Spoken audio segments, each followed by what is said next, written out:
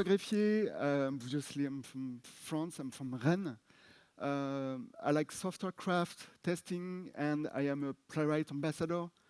It basically means that I'm paid with stickers and merch by Microsoft. So I bring some for you, actually, if you want some merch, some stuff. I have some. So first thing is, what is Playwright? Anyone using Playwright right now? Yeah, not bad. Yeah.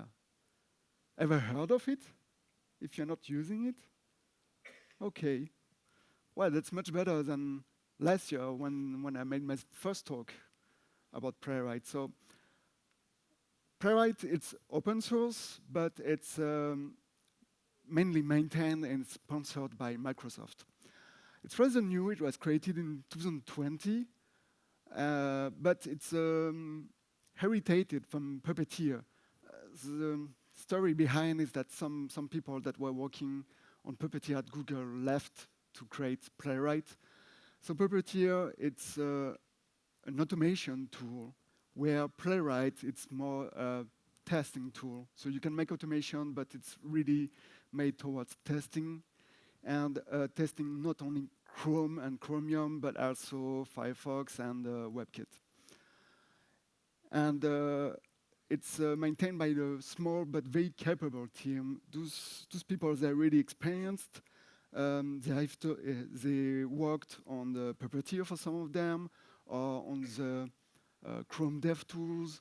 We also have guys work on the Chrome DevTools protocol. So a very capable team of brilliant people. Just a word on how it works. So Playwright is a Node app. So today I will only talk about Node and TypeScript, but actually there's some binding so that you can use Playwright with other languages, just like Java, Python, C#. The idea is that you can use the tooling that makes sense for you. And so Playwright is driving different browsers from the outside through their debugging protocols. And Playwright is coming with 3 browsers: Chromium, Firefox, and a browser that is made up of WebKit and JavaScript core.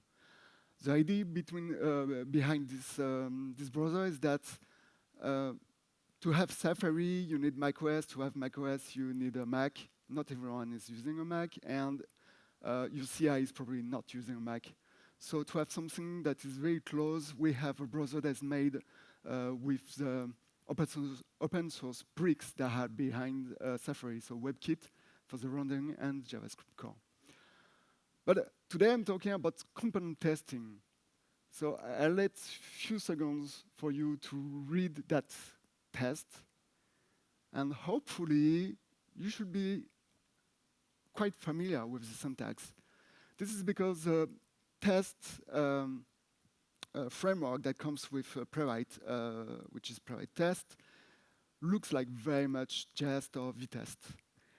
And the get-by-text or get-by-rule, it's inspired by a testing library. By the way, considered is also a Playwright ambassador, so it's not just by luck that it happened. And you have expect that was literally just expect. Now they redevelop it because they don't want so many dependencies. So if you're already doing testing with Jest and testing library, you already know Playwright more or less. Component testing is using Vite in the background. So you have your different component that will be on the test. Playwright will use Vite to bundle that in a simple app, write it to the file system, and then Vite will serve it again for Playwright to test it, because at first Playwright was an end-to-end testing tool.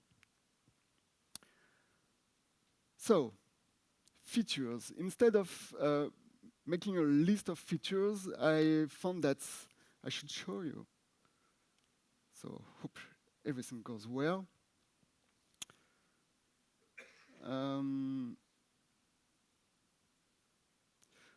So I prepared a small test, and I'm developing a component which is just a simple counter. So the first thing I want to test is that it works. So you see the mount, it's pretty easy. It's what we call fixture in Playwright.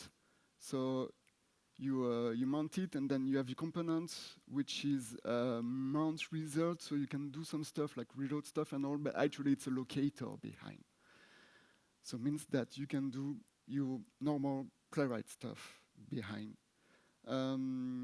So I will check if it's visible. Sorry. So I expect my component to be visible. You can see here you have all kinds of expect. Some of them are basically the same as jest. Some of them are web-first assertions, something that makes sense for the DOM in an app. So you can have like for input, whether it's editable, whether it's empty, whether it has focus, these kind of things. So I will just check if it's visible. Visible means it's in the DOM, and it's rendering to the DOM. My racelint is not very happy because this is asynchronous. So asynchronous stuff, I don't know if any of you tried, sorry. If any of you tried Cypress or this kind of. In Cypress, they had their own syntax on asynchronous stuff. For Playwright, it's just a wait, it's just promise. So let's run that. And it passed. Great. So here I'm using the VS Code extension. But I will just do it with command line for the next test because I need some kind of watcher.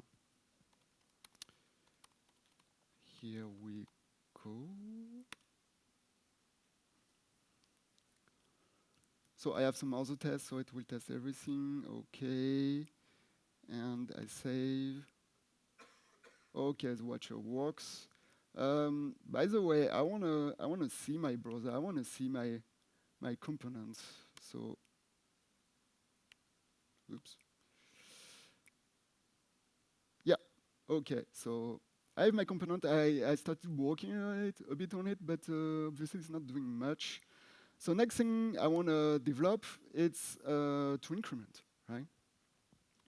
So let's make a new test. So increments when I click or something like this. OK, so first thing I want to do is to click on the button. So for that, I need a locator. So it means a way to find my button. So I'll use my favorite query selector, which is get by role. This is great because it kind of forces you to make semantic HTML. A button should be a button, or if it's not a button, then you should use ARIA to tell the browser that it should act as a button. So I found my button, or yeah, I make a locator for my button, and then I will click on it. And again, this is asynchronous. OK, so I need to wait. OK, cool. It works. OK. Sorry, all of that is a bit small. And my button is really ugly, so what I will add is some CSS. So obviously, you can do it in your component, that's one thing, but maybe you have a global CSS in your app. So for that, you have access to some of the files that Playwright builds under the hood. So you have this HTML and this TSX, and then you can import stuff. This is very handy to import global style, or maybe to import some style that you need to force something just for your test, but maybe not in your component. OK, much better. Except that my test is not working anymore. You see, it's red. I need to fix something. It's not clickable anymore. OK, so the last thing I touch is my CSS. And I'm really dumb because I made a mistake in the CSS. You cannot catch this without a browser. Because you need the real rendering, the real deal to see this kind of. So sure, it's a bit artificial, but you still can have regression because of whether something is there, it's visible, it's on the on screen. And now I clicked, and then I want to check. Sorry, I want to check that my counter actually increments. So what I will check is just text. So I check that in my component, it contains the text. So here we are, and then count is 1. Let's format a bit. No.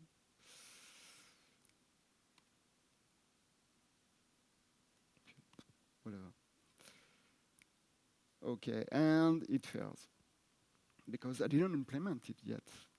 So let's go to my component. And yeah, I have my plus. I prepared some work, but I didn't actually make the counter itself. It's good that I prepared the use state and all because I don't always remember. I made React. I was using React a long time ago, and then I did some Angular, and then now finally I'm back to React. Yeah. Okay, so set count, blah blah blah. And you see here, actually, you can see that Playwright rebuilt the bundle because I touched not the test, but I touched the component. And it's green. Great. Cool. Okay, next test. Decrement?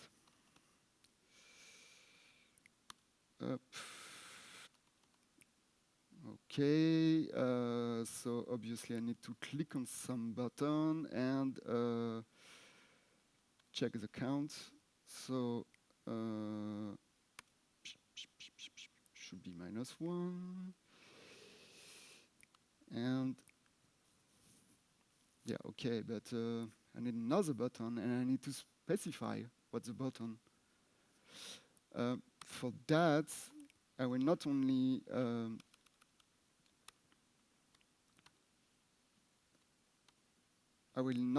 just get by row, it's not enough to get the right button. I will also get this button by an accessible name. Should be something like decrease button or something. Okay.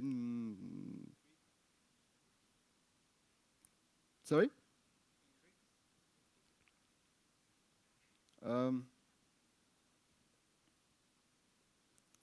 Okay, so I need my second button. Okay, I'm not using Mac usually. Do you know what's the shortcut for the emoji keyboard?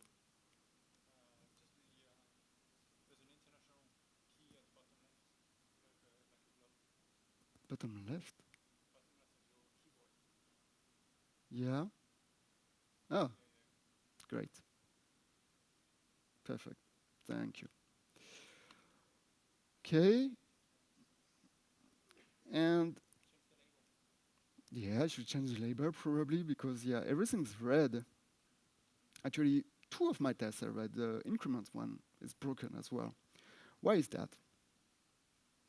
Because here, by default, Playwright works in strict mode with the locators. So it say that, okay, this is strict mode violation. What does it mean? This locator resolves to 2 elements. I want a button, but actually there are 2 buttons in this component. So Playwright will not choose for you. It will just fail. So I need something more specific. So name.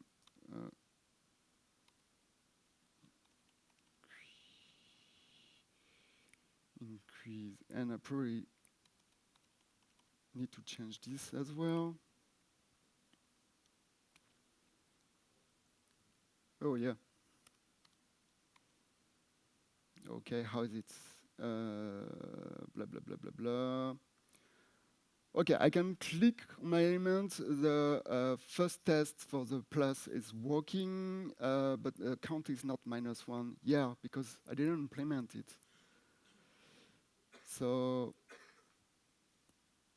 I'm very dumb. I just copy paste that thing and under click 2. Why not? My goal here is to pass my test, which is red, which is not passing. So I just want to pass it. And then it's green, and I'm happy. It's not. Yeah, I didn't change that. Okay. So many code to change. Woo! It's green. It's quite ugly.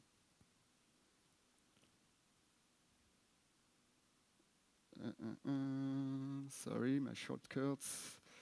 So increase count, we'd say.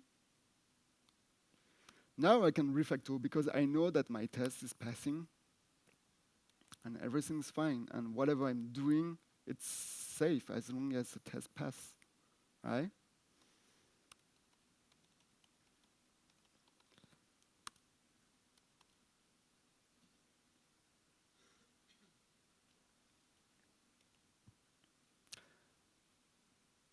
Anyone familiar with what I just did?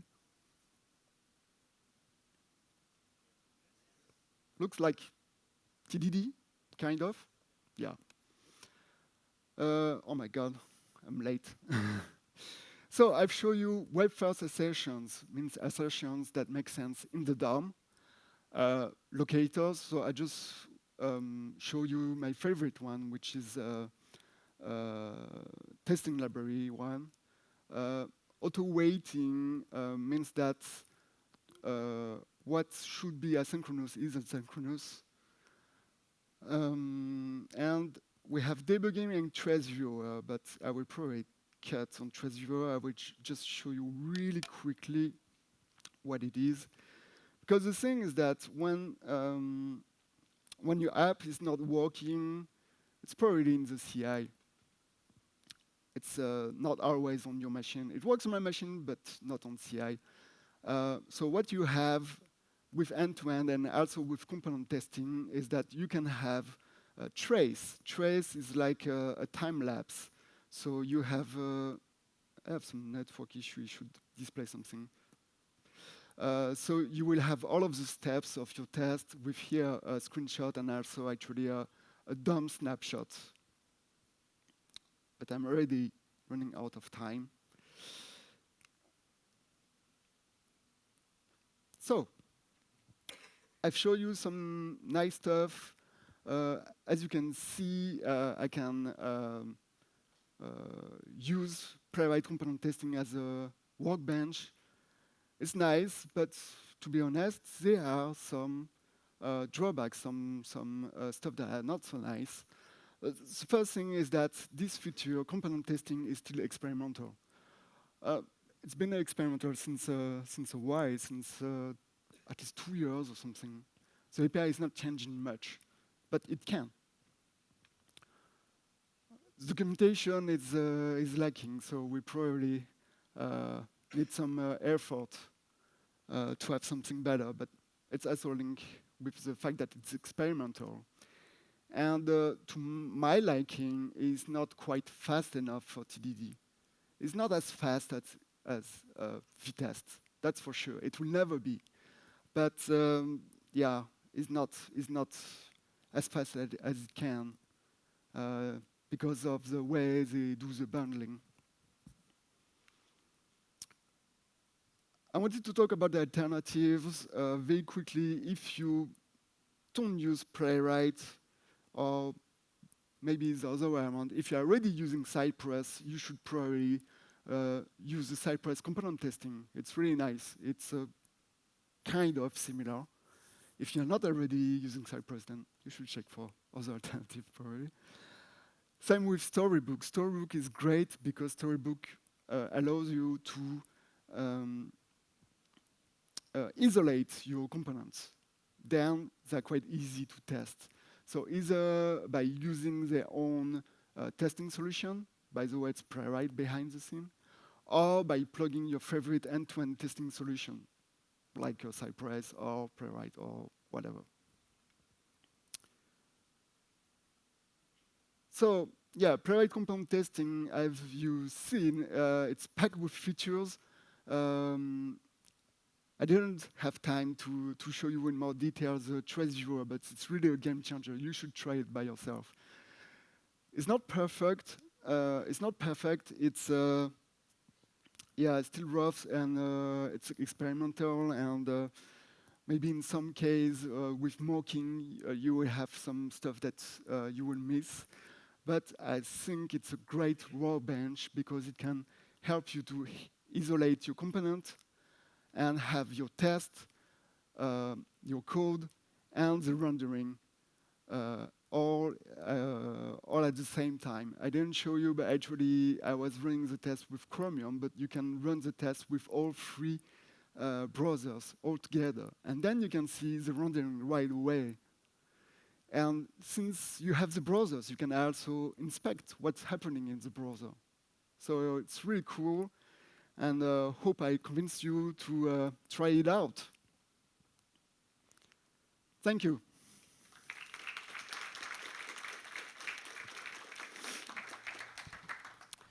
Thank you, Jean-François. Please come and have a seat. There you go. So we might curate the questions a bit more and have a few less questions in order to sort of like catch up a bit on the timeline. But absolutely, go Jean-François for talking about Playwright during the breaks. Playwright's awesome. So really, even if you're of the Cypress persuasion, it's just you haven't seen the light yet. Don't hesitate to come and talk to Jean-François after the talk. Do you have any? Yeah, especially that we have many questions about tests. Maybe I will try to take three questions, but in one question. Okay. When it comes to UI testing, you have unit testing, end-to-end testing, performance testing. When would you recommend to use Playwright compared to other tools like Jest, RTL, and things like that? First, you probably need Playwright for end-to-end testing to test at least your happy path, because you need to test your app and not just your component and not just a set of components. At some point, you need to test the whole thing. So end-to-end also means the backend.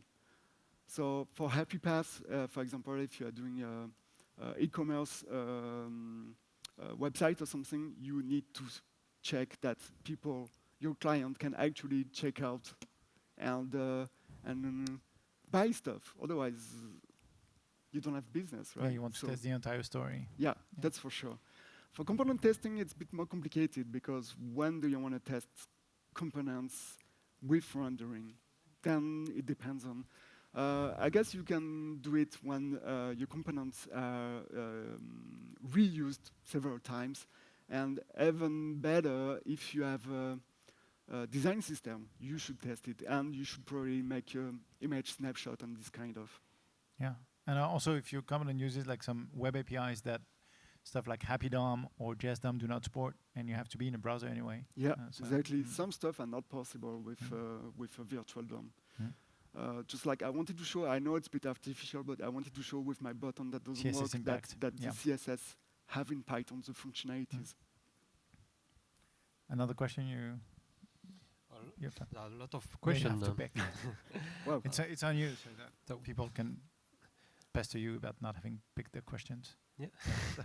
So I will take the upvoted. How to make a full end-to-end test, including the backend? Do you have any advice? It's more a problem of environment. So you need to run your end-to-end test against something. So you can do it against your prod, maybe, with some service account or something. I'm not sure many people do that. Or then you should have some pre-prod environment, or if you can, just mount the whole in some Docker Compose or Kubernetes or whatever. So it's more like a DevOps problem, but yeah, it's interesting. the ideal thing is something that you can run also locally, so that you can run your app with everything server and all on your machine, but it's not always possible. So it depends. Yeah, it's usually like either Docker or like when the backend maintains up-to-date mocks that MSW can reuse, so that you can actually have It's always half hard end-to-end maintain kind of thing. it's always hard to maintain the mocks and to have exactly something that react like the real thing. So Sure. it's about how realistic you want your test to be also. Yeah. It's always a kind of Degree of trade-off. confidence. Yeah. Exactly. Okay, we'll have to cut that short, but please do come to Jean-François with all your questions during the breaks.